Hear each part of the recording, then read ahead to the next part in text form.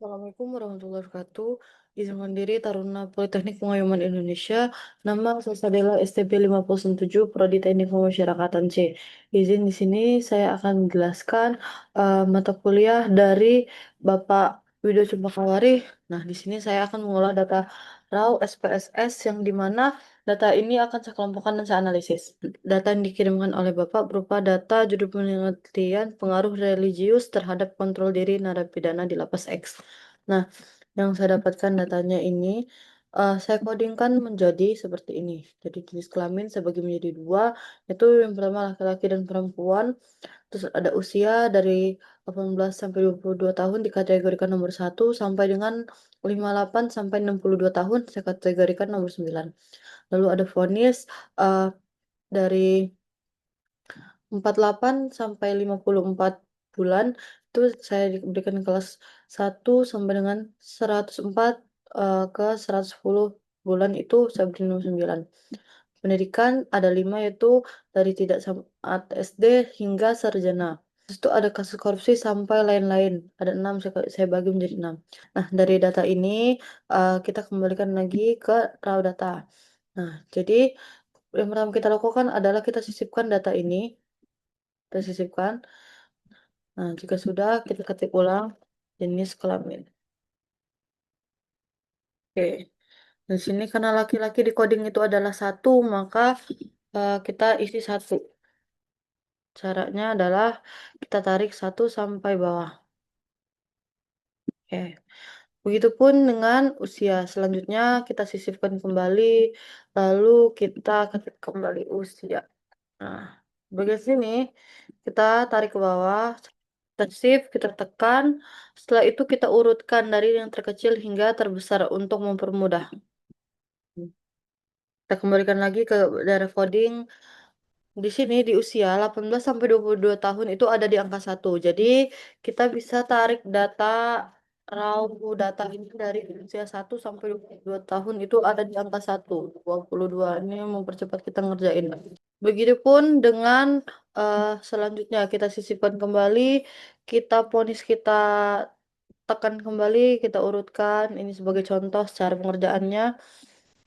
Kita tahu singkat saya sudah ada hasil yang saya kerjakan, ada di lembar 2 dan saya pisahkan. Nah, di sini ada jenis kelamin, usia, vonis, pendidikan, kasus, pembinaan. Nah, lalu ada total X-nya, lalu ada total Y dengan cara yang saya kerjakan seperti tadi tuh. Nah, setelah sudah ada ini simpulan data ini, kita buka yang namanya SPSS. Selanjutnya kita paste ini, kita copy, kita salin, lalu kita masukkan di sini paste with variable. Nah, ke usia salin, kita ke sini, kita paste lagi with variable sampai selesai.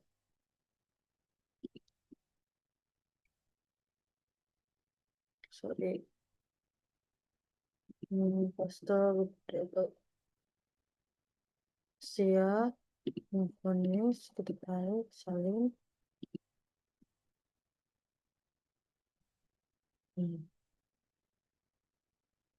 Bukan sampai ulangi ini sesuai urutan. Ini pendidikan, ini kasus, kita salin,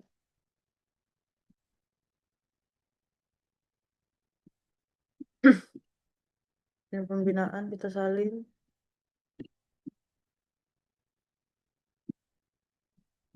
total X dan total Y juga disalin.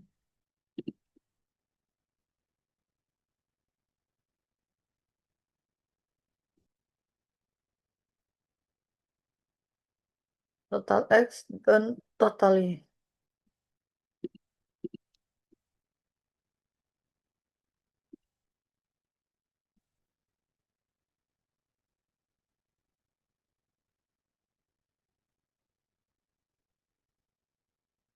Nah, jika sudah lengkap seperti ini, kita Langsung buka aja data SPSS-nya secara besar. Nah, setelah itu yang kita lakukan yang pertama itu ialah kita ke variable view. Lalu kita ada di sini kita menjadi nol. Lalu ada menjadi nol.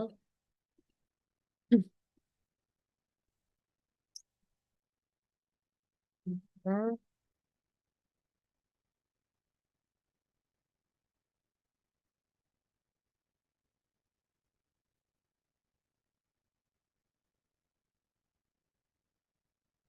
Oke, labelnya udah. Ini kita berikan nama JK.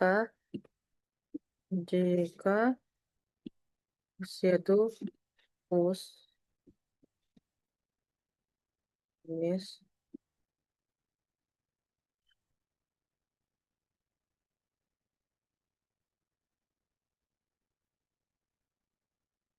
PDDK, eh,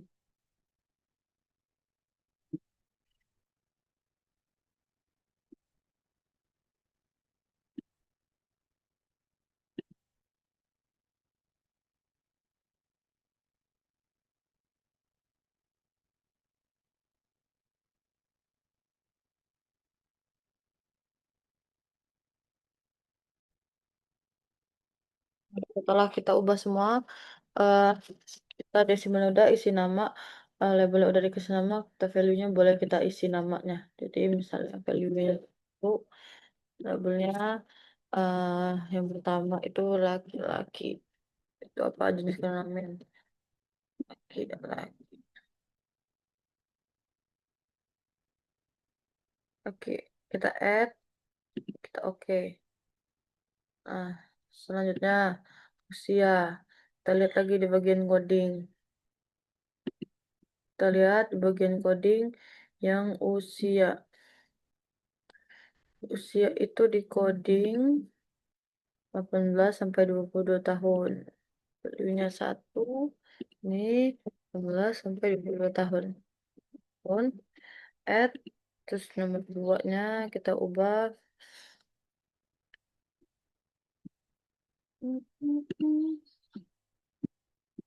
Itu besarin dikit, udah.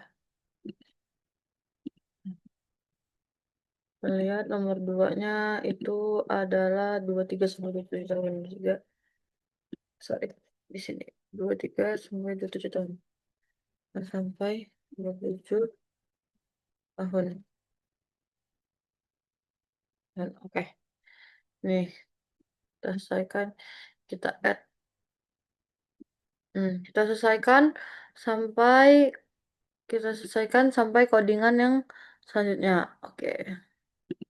Mau permudah saya jeda dulu videonya untuk saya kerjakan eh, seluruhnya dulu biar waktunya tidak terbuang.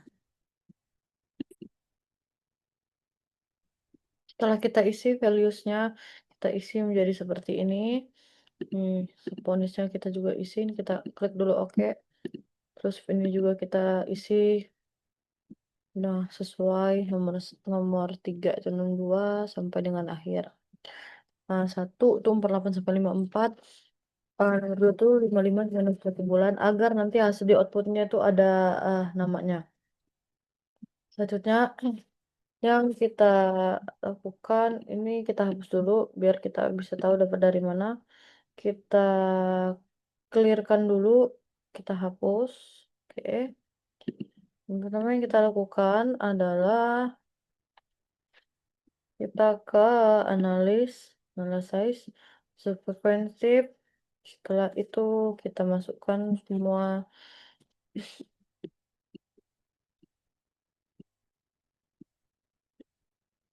kita masukkan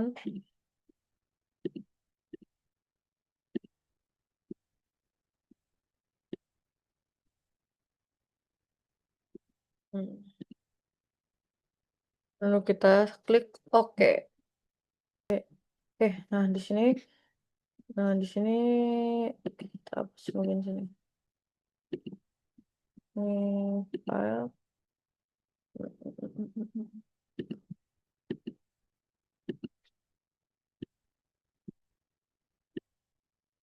Oke, di sini kita udah dapat datanya. Terus nih kita udah dapat 18 sampai 22 tahun ya seperti yang kita isi 23 sampai ini. Nah, selanjutnya kita dapat ini seluruhnya kita salin ke bagian ini kita skip dulu.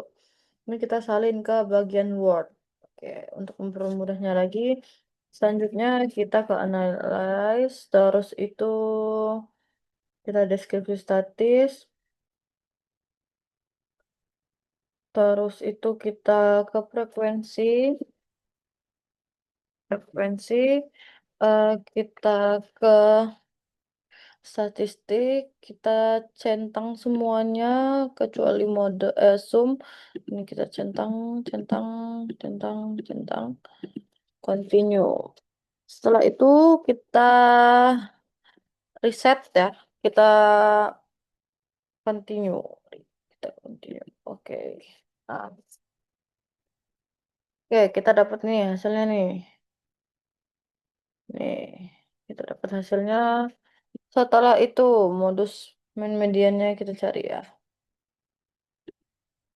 Kita ulangi caranya diskusi ini. Statistis. Oke, oke, continue. Oke, gitu. Hmm, oke. Sudah dapat frekuensinya di sini, kita ulangi tadi. Terus kita ke analyze, kita ke regression, terus kita ke linear. Kita tutup aja yang ini. Kita linear, kita X ini ke independen. Y ini ke, sorry, Y ini ke dependen. Oke. Setelah itu kita save, kita centang understandingnya, kita oke. Lalu kita oke kembali, mencari residu. Oke, sudah dapat nilai residunya. Lalu kita menuju ke analyze lagi. Kita ke analyze, terus kita ke non paramatik. Non paramatik. Oke, di sini non paramatik. Ini analyze, kita ke non paramatik, kita ke eh legacy. Kita ke legacy dialog, terus one sampel KS.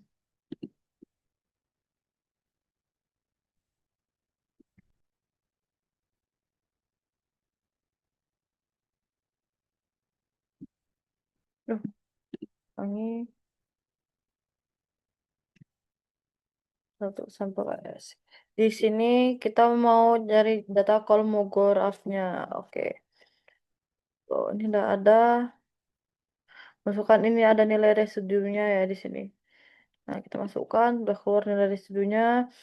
Kita klik OK. Nah, ini dia hasil konsep kolmografnya. Lalu kita ke analyze lagi, kita ke regression, lalu kita ke linear lagi. Setelah itu kita save, kembali kita unchecklist. Oke. Setelah itu kita continue. Nah, lalu kita akan mencari tabel ANOVA. Lalu kita oke, klik. Oke, ANOVA-nya sudah keluar. Nah, dari data-data ini, dari data-data ini kita buka Word. Berhubung saya sudah ada mengerjakan, jadi saya langsung buka yang sudah saya kerjakan. Nah, di sini. Ini saya lebarin dulu. Ini saya kecilkan lagi. Kita akan membagi. Nah, sip. Nah, ini saya juga akan lebarin lagi. Oke, ini data yang saya dapatkan nih. Ini yang sudah saya kerjakan barusan ini sama dengan data yang saya kerjakan tadi. Nah, di sini datanya sama. Tuh, jenis kelamin. Nah, laki-laki. Nah, 100 per 100. Lalu ada usia nih. Kita akan nyamakan 99 ini sama 11 18 sampai 22 tahun frekuensinya 12,7, 23 itu 12,2, 22 itu 11,6 ya sama. Oke, setelah itu karena kita salin, sudah kita pindahkan ke sini, kita cari analisisnya. Oke, sebagai contoh lagi kita cari yang contoh model ANOVA-nya. Ini kita ANOVA. Nah, kita samakan ANOVA ya. Sama yang ini, data ANOVA yang ini, kita samakan dengan yang ini. Oke, data yang kita cari hasilnya sama dengan yang sudah saya kerjakan. Nah, 26,44,830 dengan total Y-nya definite variable dan prediktor konstannya itu total X. Oke, baiklah. Ini data yang sudah saya hasilkan. Nah, saya akan menjelaskan di sini. Nah, dari interference analysis deskripsinya, saya berdasarkan tabel ini eh, dapat diketahui bahwa seluruh data yang dikumpulkan dalam penelitian ini terdiri dari 189 data ya. Terus untuk jenis kelamin itu hanya ada laki-laki, yaitu 100% itu di kumulatif itu hanya 100%. Lalu di usia ini 18 sampai 22 tahun itu frekuensinya 24 orang, sampai totalnya itu 189. Nah, divonis divonis itu frekuensinya, eee, vonis 48,90 bulan itu ada 20 orang, sampai dengan 104 sampai 110 bulan itu ada 11 orang. Nah, di sini kumulatifnya per 100, kita bisa lihat ya nih, oke. Di pendidikan, nah yang udah saya cari pendidikan ini, dapat 5, tidak tamat SD itu ada 39 orang frekuensinya ya. Yang paling besar itu pada tamat ini, sarjana. Lanjut kita ke kasus tindak korupsi. Nah, kategori korupsi memiliki frekuensi 28 yang setara dengan 14,8% dari keseluruhan. Nah, ini kita bisa lihat yang paling besar itu adalah yang lain-lain, kategori lain-lain. Karena kumulatif persennya mencapai 100. Dan di sini ada pembinaan, pembinaan itu ada 27 orang, kerohanian, dan yang paling banyak itu ada di peternakan 30. Oke, lanjut lagi. Kita total X ya. Di sini ada berdasarkan mayoritas responden ini skor antara 50 sampai 60. Nah, frekuensi tertinggi tuh di skor 54 tuh 12,2%. Nah, sama skor 55 itu 10,1%. Oke. Ada total Y. Nah, di sini ada total Y. Total skor Y terlihat bahwa skor peserta tersebar di luar angka 30 sampai 118. Nah, oke. Di sini ada statistisnya. Ini berdasarkan data deskripsi nilai rata-rata atau total X adalah 51,54 di sini. Di sini mediannya di X itu ada 53 sedangkan di Y dia 96. Oke, untuk nilai maksimum dari Y itu 30 sedangkan X itu 15. Dan maksimum itu 119 dan 60. Nah, ini kita ke interpretasi analisis segisi. Yang pertama ada uji normalitas atau one sample Kolmogorov-Smirnov test. Nah, di sini kita bisa lihat, minus 0,61 negatifnya, dan di sini hasil uji normalitas menunjukkan bahwa signifikan sebesar 0,057. Nah, di sini ada uji signifikan ANOVA, di mana tabel yang digunakan ini menunjukkan bahwa model regresi yang diuji sangat baik dan menjelaskan variasi dalam data. Hubungan ditentukan antar variabel independen adalah signifikan secara statistik. Oke, data ini signifikan. Ketika ada uji determinasi yaitu ada mode summary-nya. Di mana model regresi menunjukkan nilai R sebesar 0,822 mengindikasi adanya hubungan yang kuat antara variabel total X dan variabel total Y. Nah, secara keseluruhan model ini cukup baik dalam menjelaskan hubungan antara variabel yang diteliti. Nah, mungkin itu saja yang bisa saya sampaikan. Mohon maaf apabila terdapat kesalahan. Selebihnya saya mohon ampun kepada Allah SWT. Wassalamualaikum warahmatullahi wabarakatuh.